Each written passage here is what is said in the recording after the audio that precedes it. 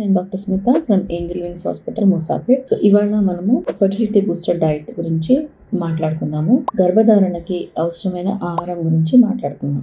చాలా మంది మనలో ఏజ్, హార్మోన్స్ అండ్ లక్ ప్రెగ్నెన్సీకి హెల్ప్ అవుతాయి అనుకుంటాం, కానీ డైట్ అనేది చాలా ఇంపార్టెంట్. సో మంచి హెల్దీ డైట్ వల్ల ప్రెగ్నెన్సీ తొందరగా రావడానికి అవకాశం ఉంటుంది. సో మన డైట్ లో ఫ్రెష్ ఫ్రూట్స్, వెజిటబుల్స్, తర్వాత పప్పు ధాన్యాలు and mustard oil, groundnut oil, olive oil, tofu, paneer, fish, dry fruits, nuts అనేవి ఇంక్లూడ్ చేయాలి. సో వీటిలో మనకి యాంటీ ఆక్సిడెంట్స్, ఫైబర్, ప్రోటీన్స్ ఉంటాయి. దీనివల్ల మన శరీరంలో డీటాక్సిఫికేషన్ జరుగుతుంది అండ్ హార్మోన్స్ అన్ని కూడా బ్యాలెన్స్ అవుతాయి. హెల్దీ ఎగ్, హెల్దీ స్పర్మ్ రావడానికి హెల్ప్ అవుతాయి. సో స్టడీస్ అనేవి 40% ఇంక్రీజ్ ఇన్ ద ఫర్టిలిటీ, 40% మనకి ప్రెగ్నెన్సీ రావడానికి హెల్ప్ అవుతుందని ఉంది. అదేవిధంగా ఏ విధమైన డైట్ మనం అవాయిడ్ చేయాలి? సో రిఫైన్డ్ కార్బోహైడ్రేట్స్ అంటే కార్బోహైడ్రేట్స్ లో దాంట్లో ఉన్న ఫైబర్, న్యూట్రియంట్స్ అన్ని కూడా తీసివేస్తారు. Refined carbohydrates, white rice, white bread, maida, pasta ఇలాంటివి అవాయిడ్ చేయాలి. అదే విధంగా ట్రాన్స్ ఫ్యాట్స్ ఎక్కువ ఉన్న